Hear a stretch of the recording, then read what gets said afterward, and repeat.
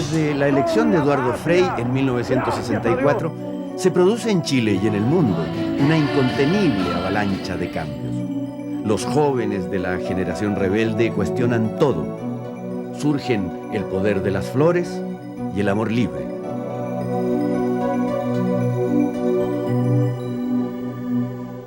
Surgen también los movimientos revolucionarios que prometen terminar ahora, no mañana, con la pobreza y la injusticia. Ya no hay autoridades ni instituciones que escapen al cuestionamiento de los jóvenes. Con el paso del tiempo, los experimentos de vida llegan a extremos sin precedentes. La masificación de las drogas y la psicodelia prometen una revolución espiritual instantánea. Sepárense del mundo, proclaman los gurúes de la religión química. En este ambiente termina 1967. Bob Dylan advierte, "Something is happening", algo está pasando. Bienvenidos al tercer capítulo de nuestra serie sobre la generación rebelde de los 60.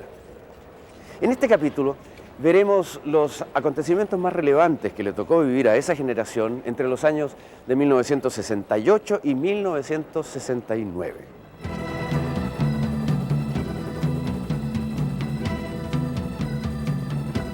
El inicio del famoso año de 1968 está marcado por el apogeo de la guerra de Vietnam.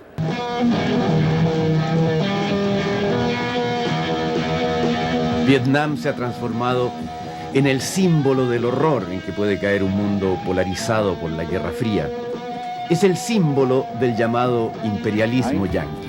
American South Vietnamese units will attack the headquarters for the entire communist military operation in South Vietnam.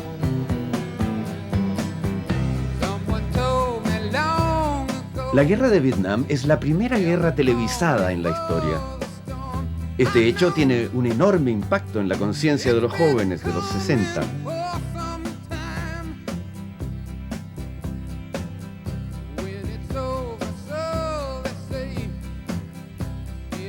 La guerra de Vietnam produce además uno de los movimientos más fuertes de la década, el movimiento pacifista, o también conocido como el poder de las flores.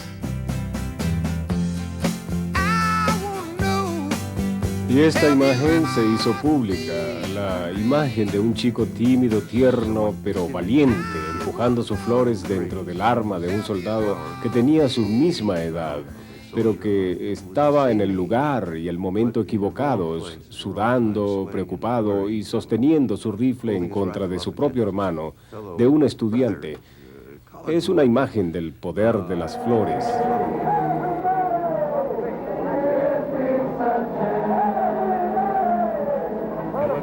Formaremos una masa de hombres santos y rodearemos el Pentágono, y lo rodearemos con cantos, amor y toques de tambor, y el Pentágono se elevará en el aire el 21 de octubre, y lo llevaremos a 300 pies de altura. Comenzará a vibrar lentamente al principio y más rápido después, y todos los espíritus malignos serán desalojados.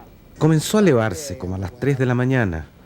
No se elevó 30 metros como esperábamos, pero sí se puso naranja, vibró y se elevó como 3 metros. Se puede ver si uno mira las fotos con cuidado.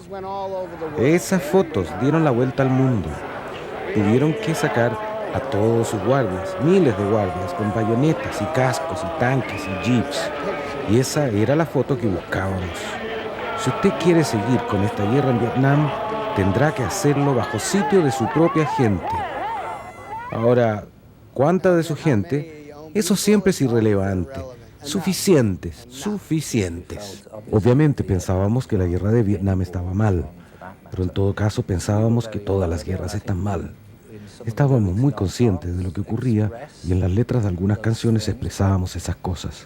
Pero en general, nuestra forma de enfrentar esto era levantándonos como alternativa contracultural a todo eso. Tratar de despertar a un máximo número de personas al hecho que ese comportamiento no es necesario. Que es posible reírse y vestirse tontamente, y que de eso se trataba, dejarse crecer el pelo y el bigote, pintar tu casa psicodélicamente, componer algunas canciones. Era toda una reacción contra el mal que estaba ocurriendo, y que aún ocurre.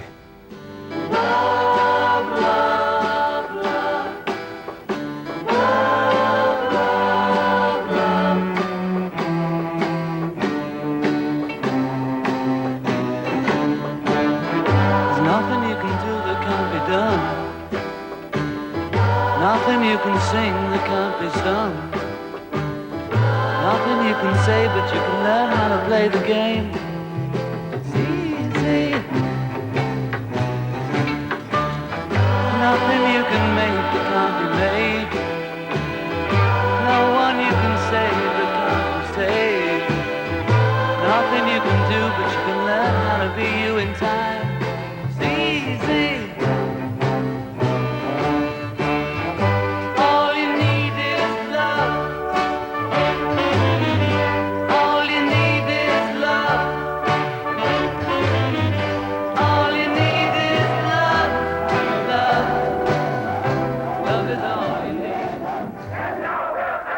Las protestas estudiantiles, motivadas por la guerra de Vietnam, se levantan en todo el mundo. Es un movimiento que se propaga simultáneamente en América, Europa, África y Asia. La consigna general era, como ustedes recordarán, Yankee, go home.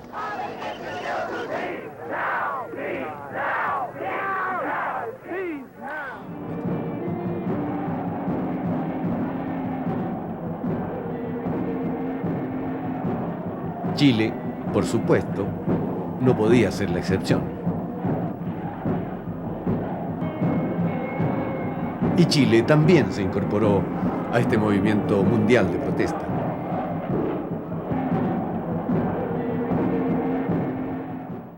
Este edificio del consulado norteamericano fue como un escenario obligado casi de cada manifestación estudiantil.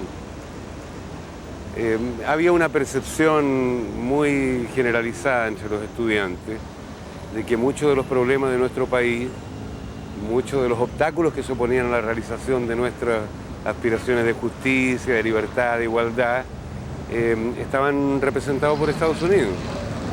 Vietnam era un gran símbolo y los estudiantes chilenos se solidarizaron desde muy temprano con la lucha del pueblo vietnamita y entonces vinieron aquí a manifestar. Pero no solo Vietnam, o sea, había una percepción de que los propios problemas de Chile, en una época en que se levantaba una voluntad muy generalizada por recuperar los recursos naturales, por hacer el cobre una cosa chilena, por recuperar nuestras riquezas, entonces había la necesidad de expresar esta protesta de esa manera. Y entonces casi cada manifestación estudiantil que hicimos terminó siempre aquí. Pero no todo era pacifismo. Los ejemplos de Cuba y de Vietnam les permiten a muchos vislumbrar la posibilidad concreta de realizar lo que no era más que un sueño, la revolución socialista. Es una idea que está de moda. Los movimientos guerrilleros surgen en toda Latinoamérica. En Argentina están los montoneros, en Uruguay los tupamaros, en Venezuela las Fuerzas Armadas de Liberación Nacional. Para hacer la revolución era necesario crear revolucionarios, crear una conciencia revolucionaria. En este sentido, nadie jugó un papel más importante como ejemplo de militante revolucionario que el Che Guevara. La entrañable transparencia de tu querida no importa que nos amenacen con que si Johnson o que Wolford.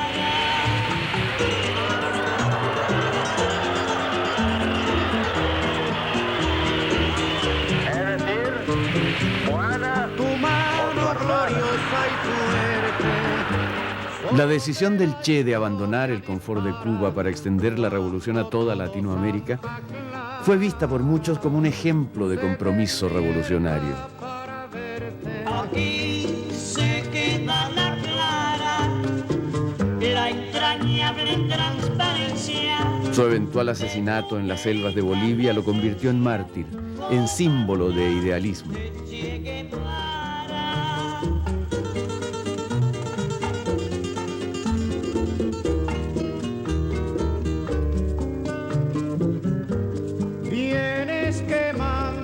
Cuando se publicó el diario del Che luego de su muerte, este se convirtió en la Biblia de todo revolucionario.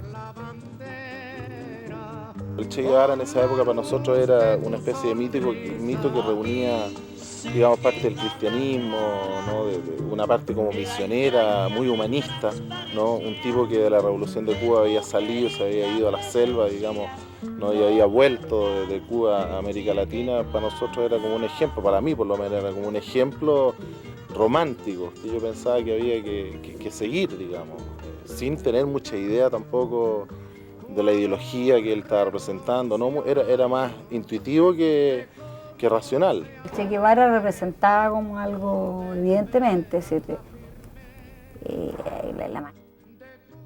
la manera como murió, cómo estaba su cadáver, o sea, una cosa muy parecida a Cristo, te fijas. Hay cosas y hay muchas cosas que se asocian de este sacrificio, de este entregar la vida por. Era un idealista que podría parecer un poco loco, porque tratar de fomentar que toda la sociedad fuera tomada a través de la violencia y de la agresión no parecía sin duda ser lo más adecuado. Pero era interesante ver cómo una persona de su nivel, que era un médico, había dejado la vida de bienestar para insertarse en las distintas áreas del campesinado y promover la revolución.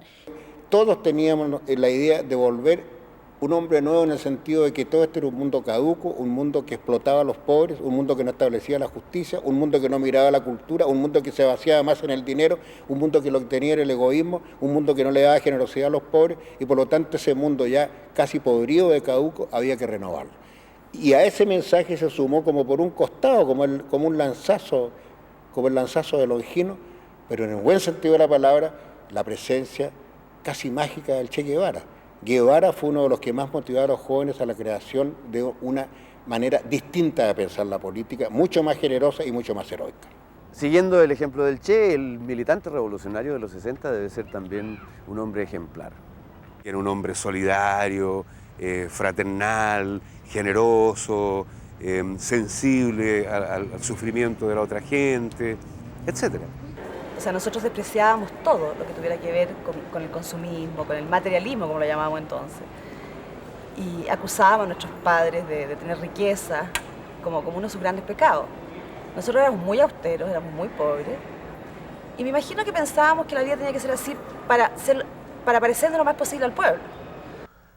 Era como un sueño vivir la vida del pueblo, y entonces la gente se iba a vivir a poblaciones. Era muy frecuente que los niños dejaran la casa en ese tiempo en Providencia, en los inicios de Las Condes, y se fueran a vivir a la población San Gregorio, a la población Lo Valledor, a la Joao Goulart, que eran las poblaciones más conocidas en esa época, que habían surgido todas de tomas de terreno, y ahí iban a vivir los estudiantes. Ahora vivían en parte como pobladores, pero el día sábado o el viernes en la noche invariablemente iban a comer a sus casas, saqueaban los refrigeradores de los papás, se conseguían el auto y salían con la polola, y el domingo volvían a vivir el mundo de las poblaciones. Un buen militante era el tipo que se entregaba completamente, que renunciaba a su familia, a su clase, a su ideología, a su vestimenta, incluso a su manera de ser, a los estudios. ¿No? Había momentos en que se llegaba a controlar los estudios, digamos, de qué iba. El caso mío, yo quería estudiar arquitectura, no, era una carrera de burguesa, entonces la palabra burgués era como el máximo del monstruo, del diablo, era como el imperialismo norteamericano para los cubanos, digamos, ¿no? Yo sentía que tenía un corazón perfectamente de izquierda, pero yo no podía renunciar a los Beatles, ni a Elvis Presley, ni a ninguno de los conjuntos norteamericanos que llegaban en Chile, ni a esa música, ni a esa poesía.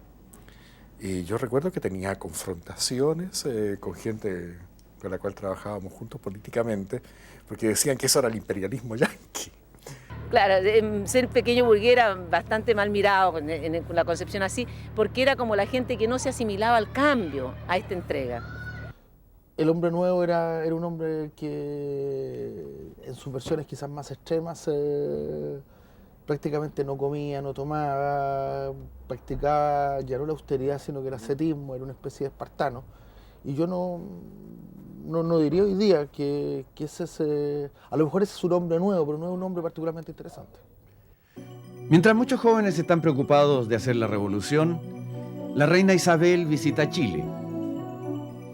Se produce también el despegue del Apolo 8, que pone en órbita lunar a 3 astronautas norteamericanos. Y por primera vez en la historia, un ser humano escapa de la gravitación terrestre. Uno de los acontecimientos más importantes, más relevantes de los años 60 fue la rebelión estudiantil de mayo del 68. Todo comenzó en la Universidad de Nanterre, en Francia, un 19 de abril. Los estudiantes protestan por el atentado al líder estudiantil alemán Rudi Dutschke, pero el mayor dolor proviene de la guerra de Vietnam. En menos de una semana, nadie sabe cómo, 600.000 estudiantes entran en huelga.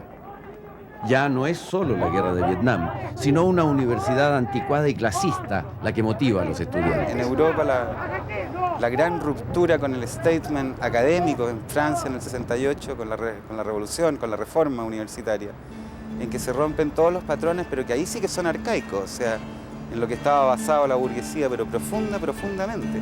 El valor del profesor, ¿no? Del patrón, como decían ellos, y de sus academias y de sus centros de poder, donde la juventud no tenía más que hacer que escuchar y aprender.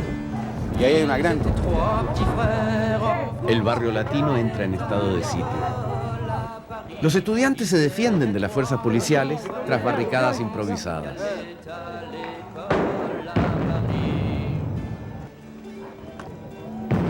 Mayo del 68 se caracteriza por su oposición radical a toda forma de poder. No solo quieren cambiar la universidad, sino la mentalidad de los franceses. La vida plácida y burguesa, las relaciones amorosas, el futuro, todo lo que sea posible cambiar. Ne passez pas près de Pontoise, où prisonnier vous serez pris. Ne passez pas près de Pontoise, où prisonnier vous serez pris.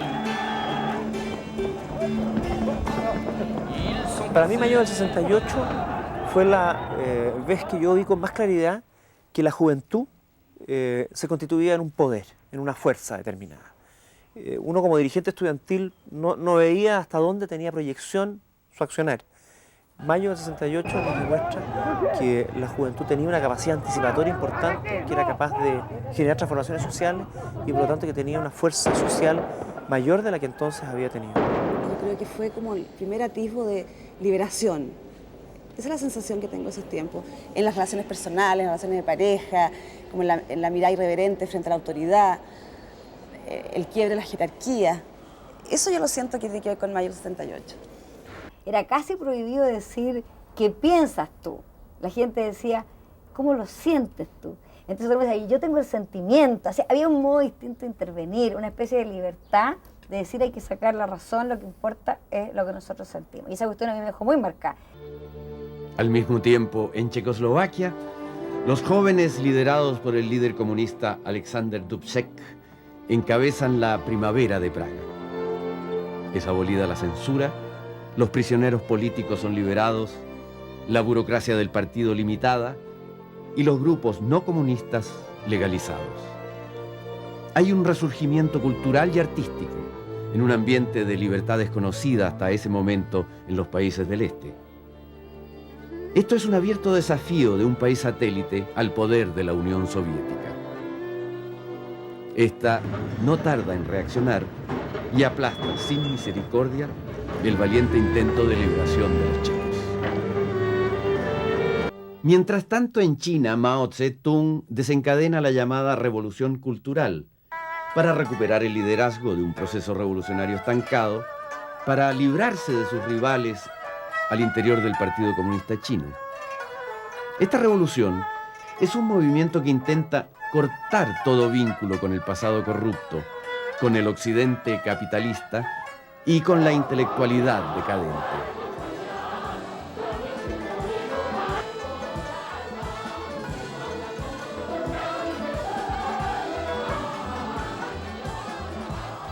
En esta revolución cultural, profesores universitarios, científicos nucleares y jerarcas políticos terminaron limpiando chiqueros y plantando arroz bajo la mirada severa de comisarios políticos armados del infaltable libro rojo del presidente Mao.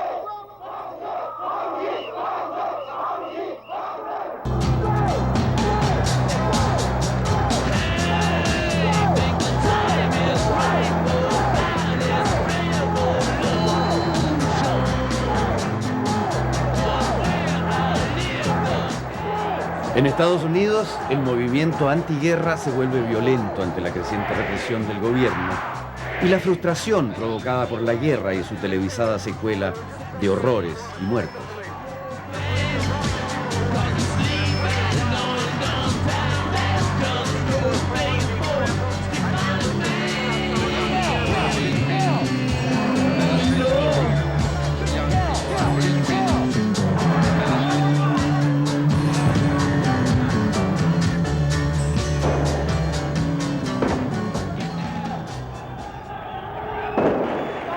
Ante la creciente ola de protestas, la llamada mayoría silenciosa sale a las calles a apoyar el gobierno y su esfuerzo bélico y a enfrentar las crecientes masas del movimiento antiguerra. En los campos universitarios caen las primeras víctimas fatales de esta lucha fratricida.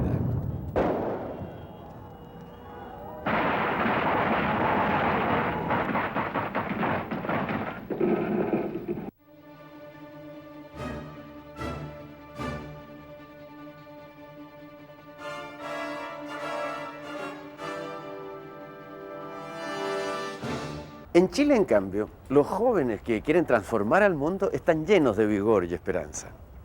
El movimiento de reforma universitaria, después de la toma de la Universidad Católica en agosto del año 67, se extiende a todo el sistema de educación superior. Nosotros nos tomamos la Universidad de Chile el año 68, un poco por reacción, porque vimos que venía la gente del pedagógico, en esa época estaban en Macul. Y como estábamos en conflicto con la rectoría, nosotros en forma totalmente impensada, horas decidimos ser nosotros quienes tomábamos la universidad, y me refiero a nosotros, la democracia cristiana versus comunistas y socialistas. Nos tomamos la universidad significó la salida del rector y tener que improvisar comidas, alojamientos, baños para 200 personas que estaban adentro, y afuera, ¿no es cierto?, los conflictos con piedras, gritos, pancartas que exhibía la gente del pedagógico que venía a tratar de recuperar la Casa Central para este rector socialista que era quien la encabezaba. El movimiento de reforma se radicaliza y enfrenta a los distintos grupos en torno a una variedad de demandas que parecen irreconciliables. Hay quienes quieren una universidad militante, otros quieren que ésta esté al servicio de la comunidad. La reforma universitaria fue mucho más profunda que los slogans y las consignas y los discursos de los grupos políticos. Había como una subjetividad colectiva compartida que, en mi opinión, era la reforma verdaderamente profunda. El deseo generalizado de que la universidad se hiciera profundamente sensible a los problemas del país, de la gente humilde. Hay muchos que exigen que las autoridades universitarias sean elegidas con la participación de todos, profesores, estudiantes y funcionarios. Esta idea fue la del cogobierno y apoyarla se convirtió en requisito casi indispensable para todo reformista. En la Universidad de Chile se realizaron elecciones para designar rector y demás autoridades de la corporación. En las facultades y sedes, todos los integrantes de la comunidad universitaria, académicos, personal y estudiantes, participaron en una elección que se desarrolló en plena calma, pero que hubo necesidad de repetir al no haber obtenido ninguno de los candidatos mayoría absoluta en la primera votación. El decano de Medicina, doctor Alfredo Jadresich, y el de Economía, Edgardo Benninger, fueron los candidatos. Resultó elegido rector el decano Edgardo Benninger, a quien le corresponderá ocupar el sitial de Bello y ser el continuador de su mandato. Las sedes universitarias vivían tomadas por uno u otro de los sectores en pugna. Era difícil estudiar y más difícil aún saber quién tenía la razón. Las huelgas y las tomas en las universidades no tardaron en provocar fuertes reacciones. Como ustedes recordarán, el año 67 se tomaron la Universidad Católica. Apenas un año después, el gremialismo ganó las elecciones de la Federación de Estudiantes de esa universidad. Era tal el clima de confrontación que había en el país que no había actividad ni institución que pudiera quedar al margen. Ese mismo año del 68, un grupo de sacerdotes y de laicos protagonizaron uno de los hechos más insólitos de la década. Se tomaron la Catedral de Santiago. Este hecho de la toma de la catedral fue bastante inusitado. Fue la primera vez que se tomaba una catedral en América Latina y yo creo que en el mundo. Por eso causó tanto revuelo. Yo tengo aquí un archivador con muchos de los apuntes de los diarios de aquel entonces y son bien notables porque a grandes titulares casi todos los diarios de esa época fueron unánimes en señalar lo insólito del hecho. El hecho fue que a las 2 o 3 de la mañana un grupo de unos 200 jóvenes, con algunas religiosas y algunos sacerdotes, unos 8 o 10 sacerdotes, se descolgaron de dentro del templo y abrieron y se tomaron la catedral y no permitieron, era un domingo, que nadie más entrara ni que se dijeran misas. De modo que el escándalo fue mayúsculo cuando a las 7 o 8 de la mañana quisieron empezar las misas y no pudieron porque las tenían completamente bloqueadas y empezaron a hacer sus proclamas. Nosotros pusimos un cartel arriba en la catedral, en las 2 torres, que decía por una iglesia junto al pueblo. Y la idea era cómo hacer que la gente, los pobladores, toda la gente, digamos, que no participaba en las jerarquías de la iglesia, tuviera alguna voz, una forma en la cual pudiera decir lo que estaban pensando y sintiendo respecto a todo lo que fue el movimiento con Juan XXIII y todo lo que significó el posconcilio. Entonces era una forma de decir, ¿la iglesia está junto al pueblo o no? Como una pregunta, ¿no? Cuando se tomaron la catedral, que fue uno de los hechos simbólicos más determinantes de la década de 60, sentí que se había cometido una blasfemia y un sacrilegio en la vida religiosa del país. Y también una impotencia muy grande al ver que las autoridades religiosas, que deberían haber tomado una actitud, digamos, en proporción a lo que significaba el hecho de tomarse la Catedral de Santiago, y delante de la cual las autoridades religiosas tomaron una actitud, lo menos que se puede decir es conciliatoria. Yo pertenecía a una comunidad en que había mucha apertura, mucha confianza en las personas. Por ejemplo, antes de la toma de la catedral, yo fui donde mi superior y le dije, mira, nos vamos a tomar la catedral. Y él me dijo, bueno, si tú crees que tienes que hacerlo, y esa es tu conciencia, hazlo. Fue uno de los momentos más dolorosos en mi vida sacerdotal, porque muchos de los que se tomaron la catedral vivían conmigo en una casa sacerdotal, en un ambiente extraordinario de diálogo, de comunión fraterna en el sacerdocio.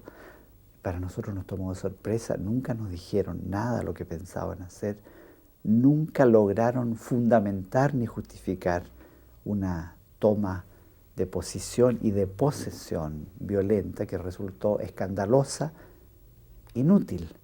La motivación no era protesta contra cosas económicas ni cosas políticas, sino que la motivación era porque querían que su casa, que la catedral, cambiara de talante, fuera la casa también de los pobres, que querían una iglesia mucho más sencilla, una iglesia más junto al pueblo, como dijeron, una iglesia que también acogiera las inquietudes de las personas, que no fuera una iglesia tan aristocrática, decían, una iglesia tan alejada de las circunstancias de la vida real.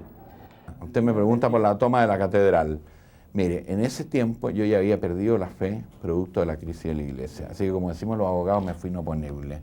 Me dio lo mismo. O sea, yo no creía, ni me importaba nada lo que dijera ningún caso de la faz de la tierra. Después surgió, como consecuencia de la toma de la catedral, el movimiento de Iglesia Joven, que fue un movimiento muy efímero, tuvo muy poca duración, porque no sabíamos qué hacer con este movimiento. Nosotros no teníamos una experiencia ni política, ni organizativa.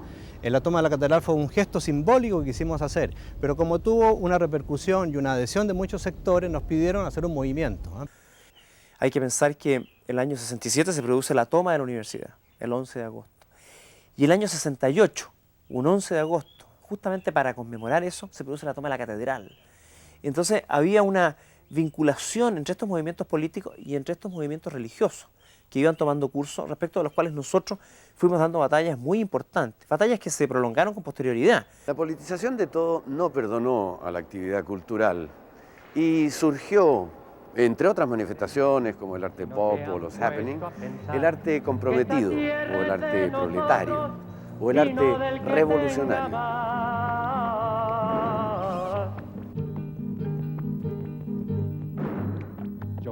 Su objetivo era poner el arte al servicio del partido, la clase obrera y la revolución. Es una época prolífica en obras y debates. Un ejemplo de estos debates es el que se daba entre los cineastas. Esta es la época en que se filmó, entre otras, El Chacal de Nahuel Toro, de Miguel Litín, que sin duda fue uno de los protagonistas de estos debates. ¿Dónde estaba ella cuando le pegaste? Yo estaba... Bueno, yo fui el que escribió el manifiesto de los cineastas de la Unidad Popular, entre los que decía que antes que cineasta éramos hombres comprometidos con el fenómeno social y político que vivía el país y con la construcción del socialismo, en la cual pensábamos en ese momento que era la sociedad ideal para el hombre. La conversación circulaba por el terreno de que el cine es un arma también de transformación social, de denuncia, de descubrimiento de la pobreza y de proposición de cambio. Entonces, yo entendí el cine, de nuevo, como otra fórmula de cambiar el mundo. El cine es servicio militar. Al cine militante yo le llamaba servicio militar.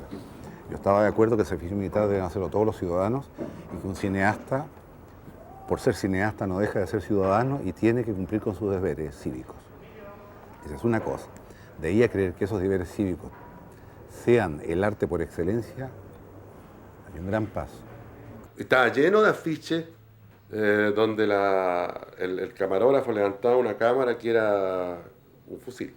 Era una cámara, pero que la parte delantera de la cámara era un cañón y la parte donde el camarógrafo tomaba era un gatillo.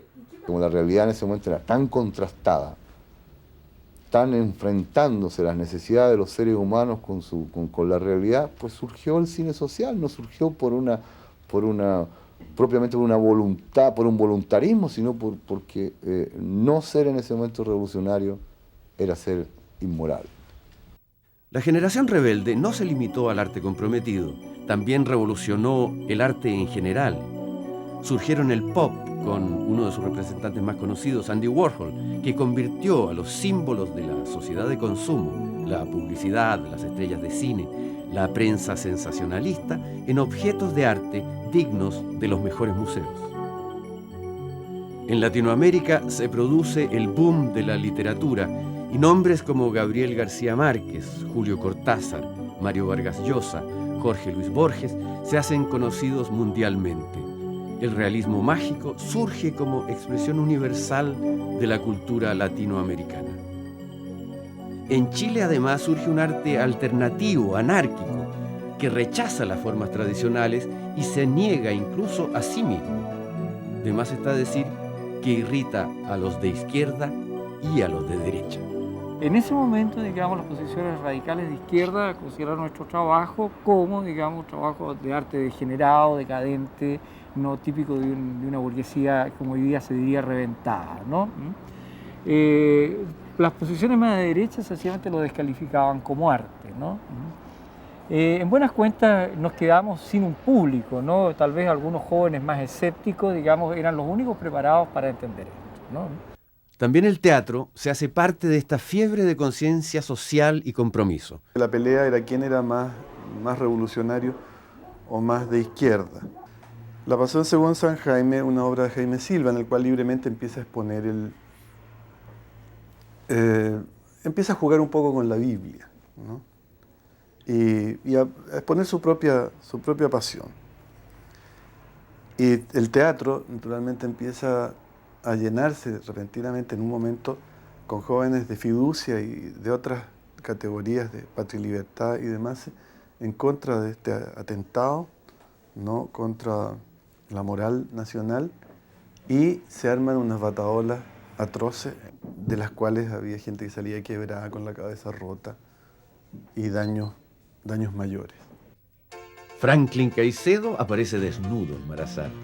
Se producen desórdenes en la vía pública cuando el grupo de Teatro Andamio anuncia una sinopsis de su obra Dada con desnudos y todo en la vía pública. Finalmente prevaleció nuestro tradicional pudor. Así todo, los integrantes del Ictus se agarran a garabatos. Surge el teatro callejero y la creación colectiva. A veces, sin embargo, el respetable público no solo pagaba la entrada, sino las consecuencias. Empezaron a dar obras donde la gente bajaban los actores y acusaban a ese pobre señora o pobre señor que había pagado su platea, ¿no? Y le enrostraban, le decían, ¿y tú inmundo burgués, ¿qué estás haciendo sentado ahí en ese asiento, ¿no? Repantingado en una butaca? Y se empezó a ahuyentar naturalmente al público, en vez de mantener, ¿no? Mantener un público y ampliar en otro. Pero no todo era política. En Estados Unidos, los últimos años de la década son testigos de los mejores momentos y de las peores tragedias de la generación rebelde.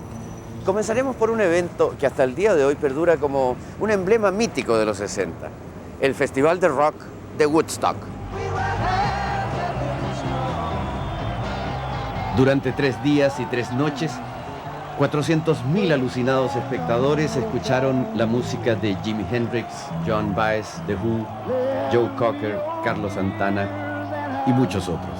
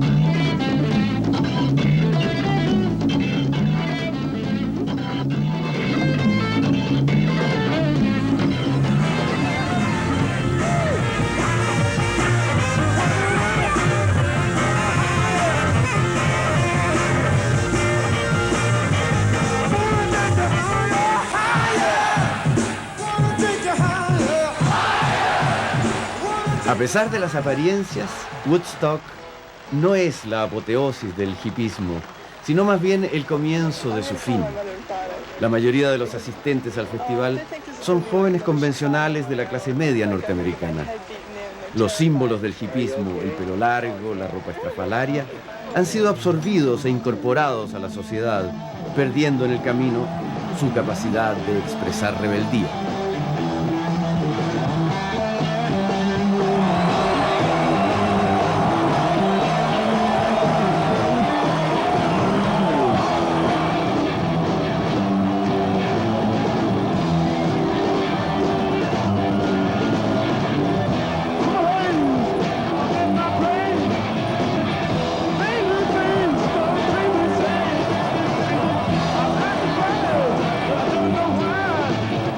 Los signos del fin del sueño hippie venían dándose desde antes de Woodstock.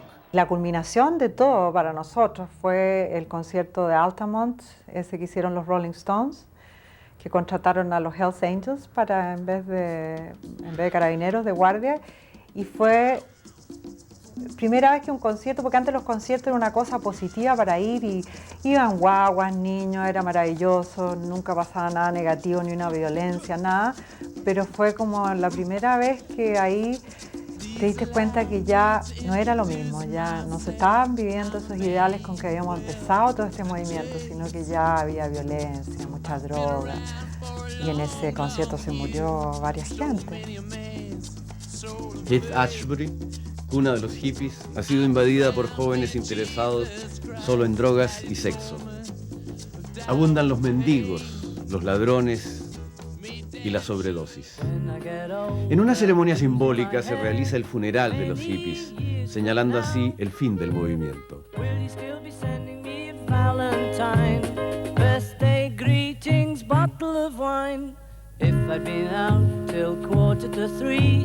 Would you lock the door?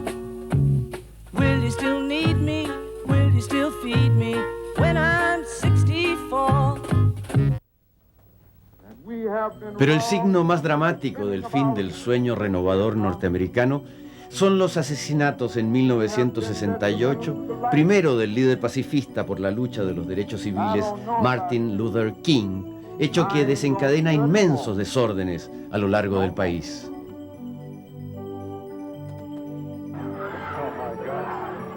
Y más tarde, de Robert Kennedy, hermano menor de John, durante su campaña por la presidencia.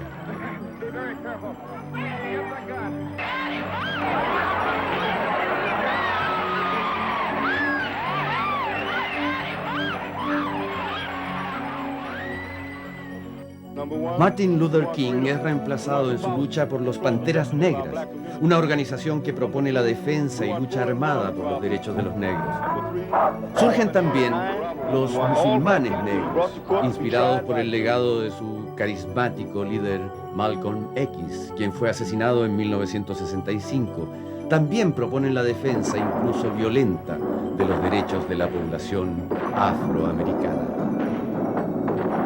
El más famoso de sus conversos es Cassius Clay, quien cambia su nombre a Muhammad Ali y de paso recupera el título de campeón mundial de los pesos pesados que le fuera arrebatado cuando se negó a ir a combatir a Vietnam. En julio de 1969, Estados Unidos logró una hazaña increíble, la culminación de una aventura iniciada 8 años antes por John Kennedy.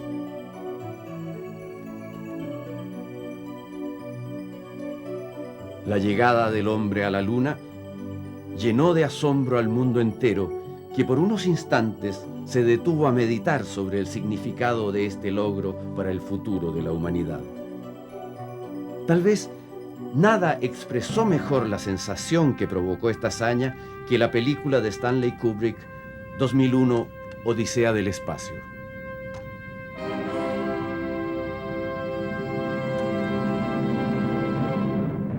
El ser humano acababa de cruzar el umbral de una nueva época en su evolución.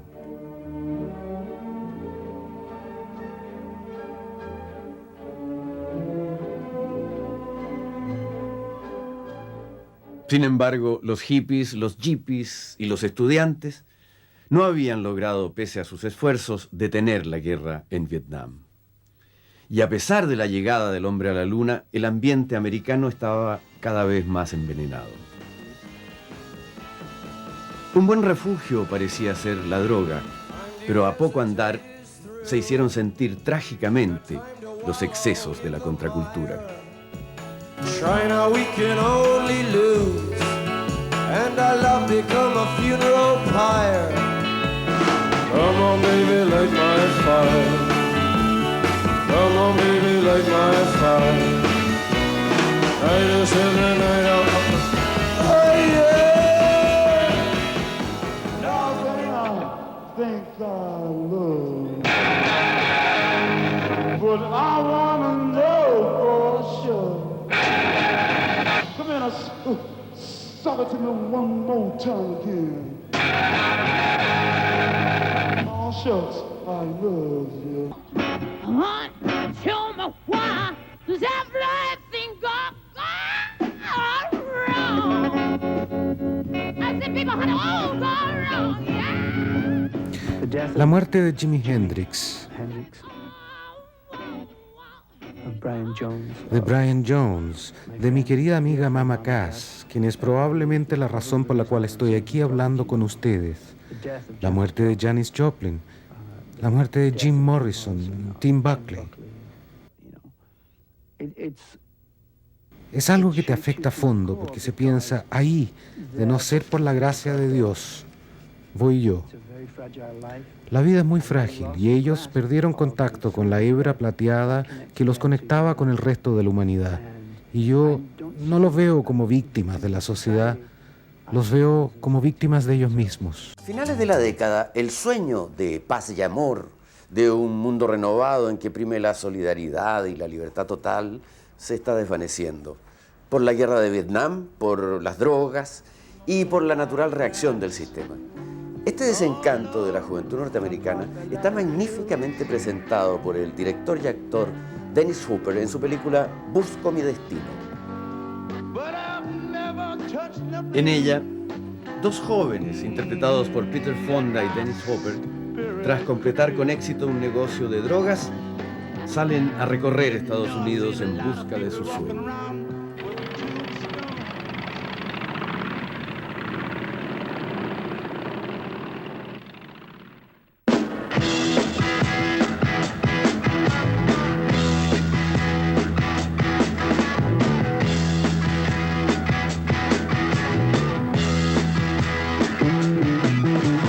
Get your motor running.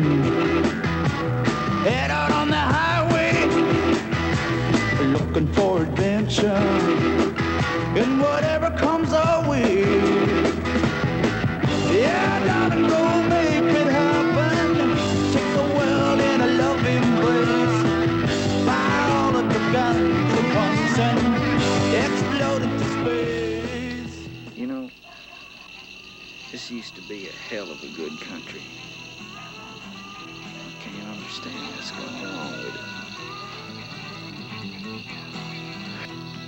They think we're gonna cut their throat or something, man. They're scared. Well, they're not scared of you. They're scared of what you represent. All we represent to them, man, is somebody who needs a haircut. What you represent to them is freedom. What the hell's wrong with freedom, man? That's what it's all about. Oh, yeah, that's right. That's what it's all about, all right. But talking about it and being it, that's two different things. Oh, yeah, they want to talk to you and talk to you and talk to you about individual freedom. If they see a free individual, it's going to scare them. No, well, don't make them run and scared. No, it makes them dangerous.